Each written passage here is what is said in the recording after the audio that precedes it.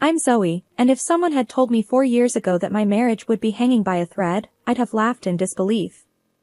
But here I am, sitting alone in what used to be our shared bedroom, thinking about where it all went wrong.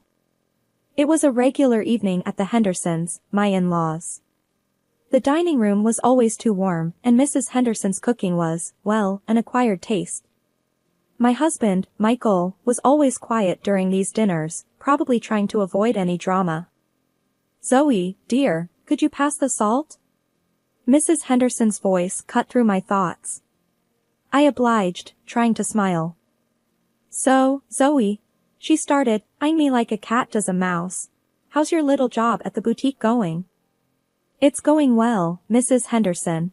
We just got a new line of summer dresses in," I replied, trying to sound upbeat. "That's nice. A real career woman," she said, the sarcasm dripping from each word.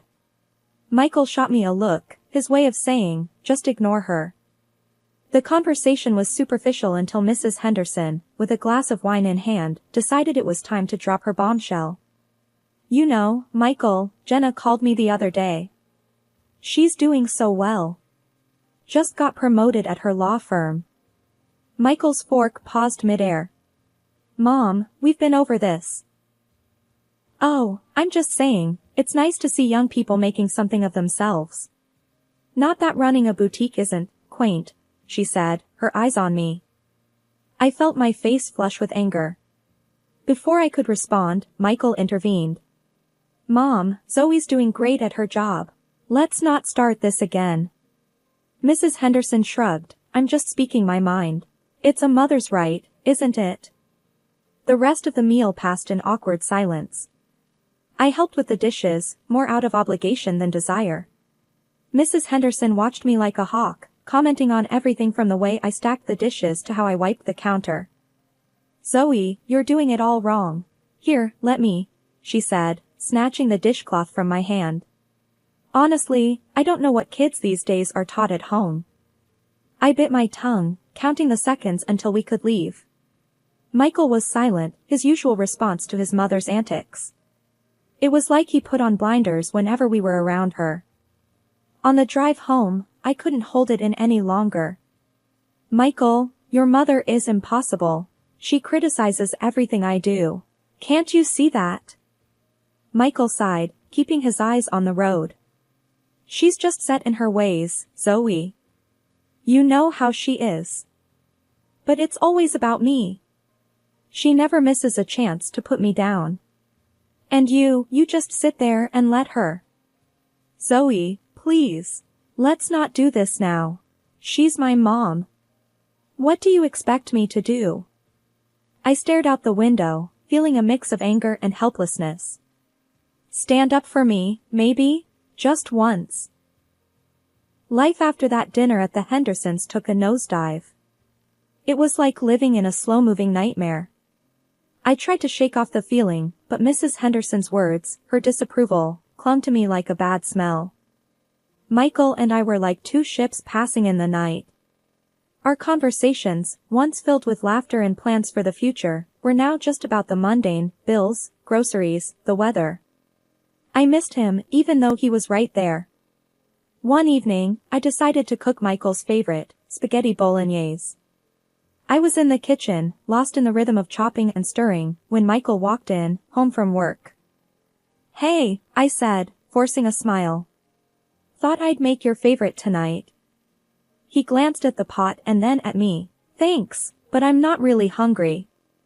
I frowned. "You sure? I can keep it warm for later." He shrugged. "Maybe. I've got some stuff to do in the study." As he walked away, I felt a familiar pang of disappointment. I served myself a plate and ate alone at the kitchen table. The next weekend, we were back at his parents' place. I braced myself for another round with Mrs. Henderson. She didn't disappoint. "Zoe, have you gained a bit of weight?" she asked, eyeing me up and down. I clenched my teeth. "I don't think so, Mrs. Henderson." She's scared. "You should watch that. Men like Michael need a wife who takes care of herself." Before I could reply, Michael cut in. Mom, please. What? I'm just looking out for her, she said, her tone innocent. But the damage was done. The rest of the visit was a blur. I couldn't wait to get out of there. Things didn't improve. Every visit to his parents was a test of my patience. Mrs. Henderson's digs at me became more frequent, more personal. And Michael, he just retreated further into his shell. I started spending more time at work, staying late just to avoid going home to an empty house. My boss noticed and appreciated the extra effort, but it was just a distraction from my crumbling marriage. It was during one of those late nights at work when I got a text from Michael. Eating with Mom and Dad tonight. Don't wait up. I stared at the message, my heart sinking. It was happening again, he was choosing them over me. Over us. I didn't wait up. I couldn't. The loneliness and frustration were too much. I cried myself to sleep that night, mourning the loss of what we once had, fearing what our future might hold. The tension at home was like a thick fog, impossible to ignore. Michael and I had been reduced to grunts and nods, barely acknowledging each other's presence. It was a far cry from the love-filled days we used to know. It was late on a Tuesday when things finally blew up. I was in the living room, flipping through a magazine, trying to find some distraction, when Michael walked in, his face like a thundercloud.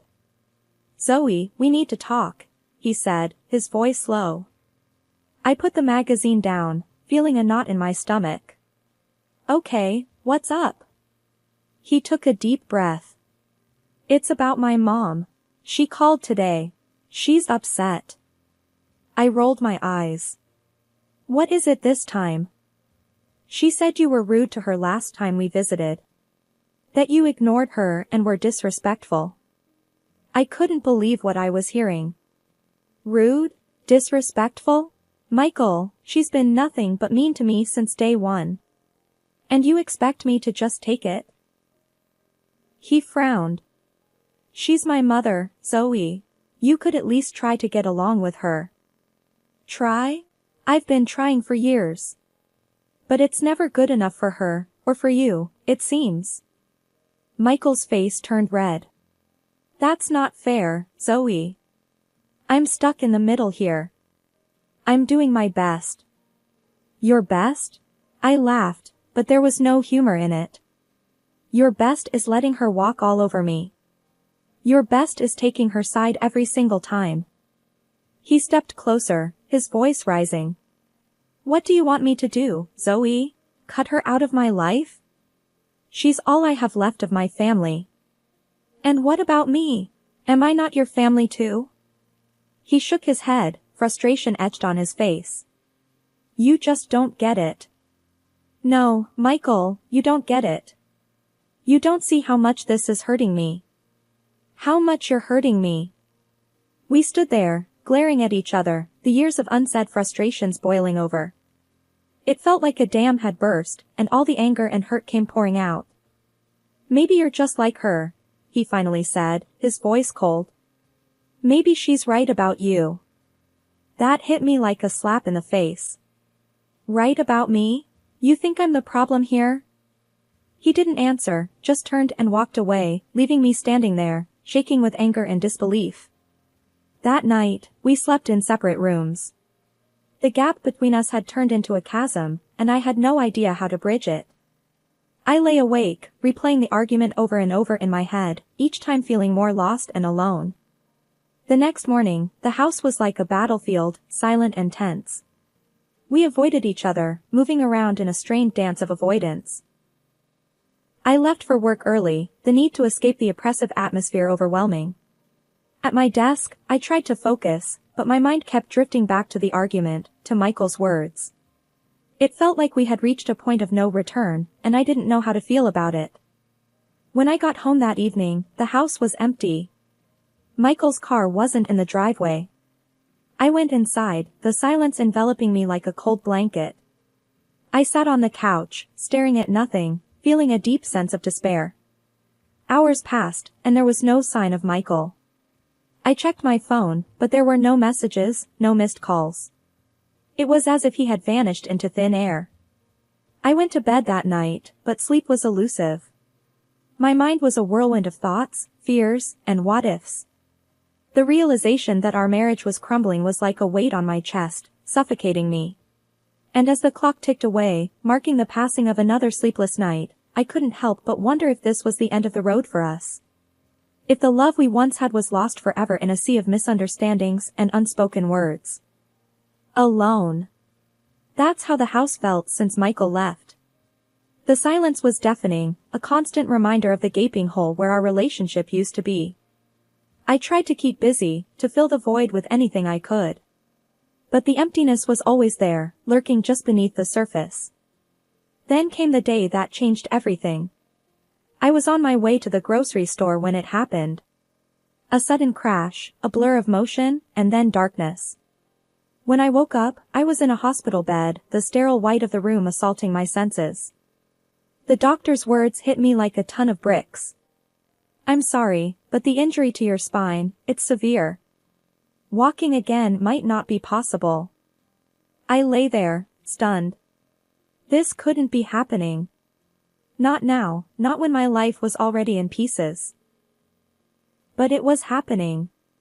And when I finally returned home, it was to a reality I wasn't prepared for. The house felt even emptier, the walls echoing with the life I used to have. I refused to let despair take hold. I started doing exercises every day, determined to prove the doctors wrong. I would sit in my wheelchair, pushing my legs to move, to feel something, anything. And then there was the painting. I hadn't picked up a brush since I was a teenager, but now, it became my escape. I'd lose myself in the colors and strokes, creating worlds where I was whole again, where my life wasn't defined by the confines of my wheelchair. It was hard, harder than anything I'd ever done. There were days when I wanted to give up, to succumb to the sorrow that threatened to overwhelm me. But I kept going, clinging to the hope that one day, I might stand on my own 2 feet again. My friends and family were there for me, in their own ways. Calls, visits, words of encouragement. But the one person I needed the most, Michael, was a ghost, a part of my life that seemed to have vanished completely. I learned to navigate the world in my wheelchair, to adapt to my new reality. It was a slow, painful process, but I was making progress, finding a new kind of strength within myself. The day Michael came back, it wasn't for the reasons I'd hoped. He stood at the door, a folder in his hand that I knew all too well, divorce papers. My heart sank. But as he saw me in the wheelchair, his expression changed from determined to shocked. "Zoe, I didn't realize it was this bad," he stammered, the papers forgotten for a moment. "Yeah, well, it's been tough," I replied, trying to mask the mix of emotions his presence brought up. He hesitated, then took a step inside. "I came to talk about the divorce, but this can wait. It's not important right now." I was surprised by his reaction. Part of me wanted to scream, to tell him he couldn't just waltz back into my life. But another part, a quieter, more hopeful part, was relieved. From that day, Michael started dropping by. At first, it was awkward, the air heavy with all the things left unsaid. But gradually, we started talking, really talking, for the first time in months. One afternoon, he found me in the living room, surrounded by my paintings. He picked one up, a swirl of blues and greens. "These are really good, Zoe. I didn't know you still painted." I shrugged, feeling a flush of pride. I needed something to do. Helps me forget, even if it's just for a little while. We sat down, and for the first time in a long time, we laughed. It was like a window had opened, letting in the fresh air of our old camaraderie. We talked about everything and nothing, work, friends, a new movie that was out. As the days turned into weeks, Michael's visits became the highlight of my days. We'd talk, laugh, and sometimes just sit in comfortable silence. It was a tentative dance, a slow rebuilding of trust and affection. And with each visit, I felt something shift inside me. The walls I'd built around my heart started to crumble, brick by brick. It was scary, letting him in again, but it also felt right. So we continued, taking each day as it came, each shared laugh and conversation a step towards something new. It wasn't the life we'd planned, but it was a life we were building together, one day at a time.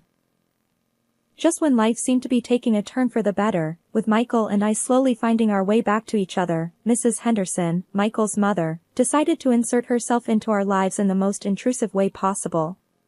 She announced that she was moving in with us, under the guise of wanting to help with my recovery. I was immediately wary, but Michael seemed to think it was a good idea. "Zoe, she just wants to help," Michael tried to reassure me when we first discussed it. "It might be good to have an extra pair of hands around the house." I wasn't convinced. "Michael, you know how your mom is. She's never really liked me." He gave me a hopeful look. "Maybe this will be a chance for you two to bond. She really seems to want to make amends." Reluctantly, I agreed.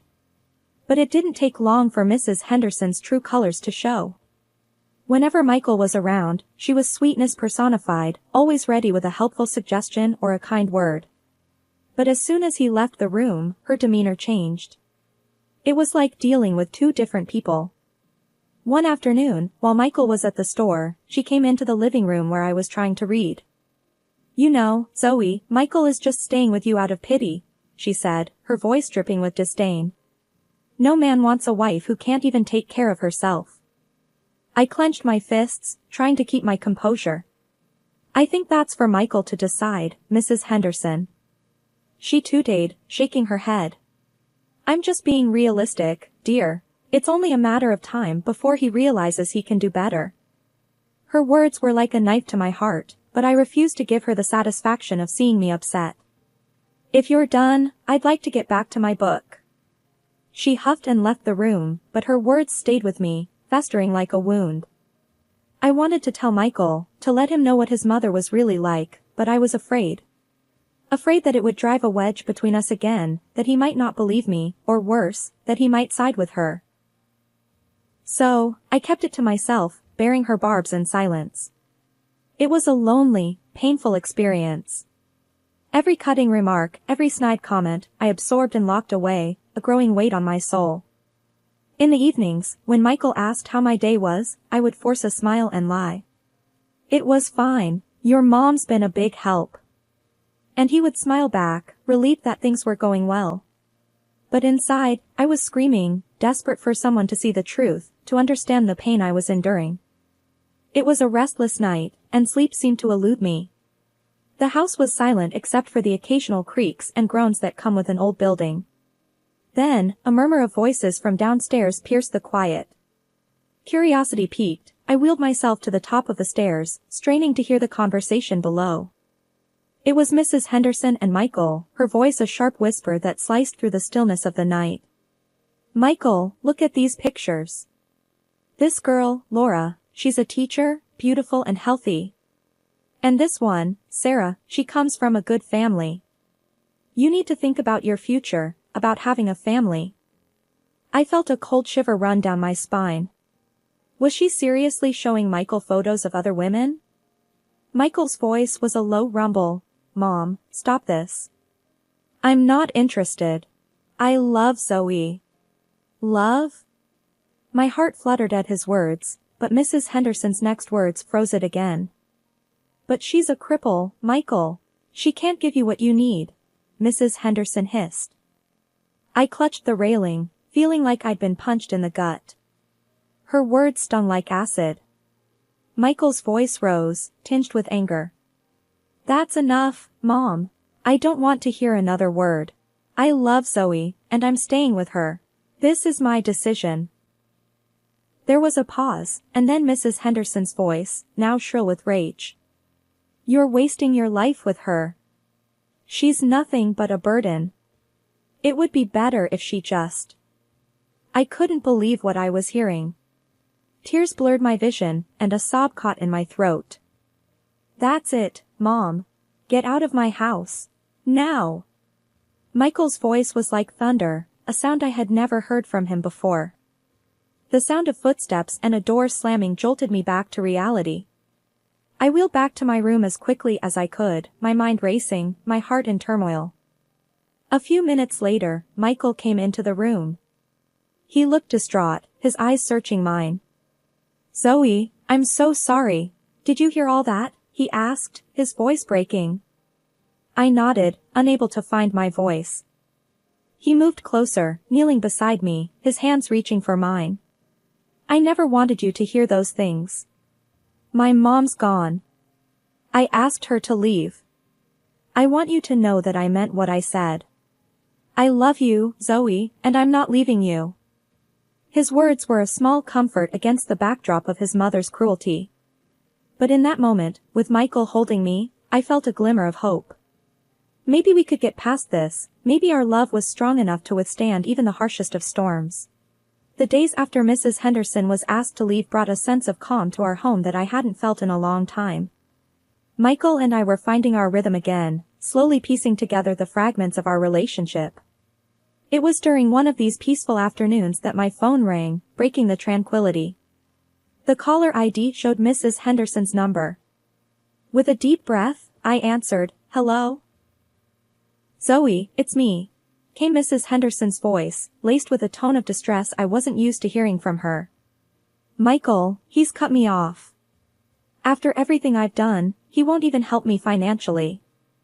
Her words stirred a mix of emotions within me. "Mrs. Henderson, what happened between you and Michael was bound to have consequences. You said some unforgivable things." There was a pause, and then a sob from her end. "But I'm his mother. How could he do this to me?" "Maybe it's time you reflected on your actions, Mrs. Henderson. You pushed him away with your words and actions," I said, my voice steady despite the churn of emotions inside. "But I need his help, Zoe. I have nowhere else to turn." I sighed, feeling a pang of pity but standing firm. "You brought this on yourself, Mrs. Henderson. Michael needs to do what's best for him, for us. Maybe this is a wake-up call for you to start making some changes." The call ended with her in tears, but I knew I had spoken the truth. It was a difficult conversation, but necessary. Turning to Michael, who had been listening quietly, I saw a mix of emotions on his face. "Are you okay?" I asked. He nodded, wrapping me in a gentle embrace. "I am now. It's hard, but I think it's for the best. We need to focus on us, on our future." Our future. The word filled me with hope. We had weathered the storm together, and now it was time to rebuild. "We have a lot to look forward to, Michael, just the two of us," I said, smiling up at him. He returned the smile, his eyes bright with the promise of a new beginning. "Yes, we do. I love you, Zoe, more than ever." As days turned into weeks, our home became a sanctuary of love and understanding. We talked about our dreams, about starting a family, about moving forward together. The challenges we had faced only made our bond stronger, our resolve firmer. One evening, as we sat watching the sunset from our porch, Michael took my hand. "This feels right, doesn't it? Just us, moving forward together." I leaned against him, feeling the warmth of his presence. "It does. We've come through so much, and now we have a whole future to look forward to. Just us." In that moment, I realized how far we had come. From the depths of despair and loneliness, we had risen together, stronger and more united. Our journey wasn't easy, but it had brought us to a place of understanding and profound love.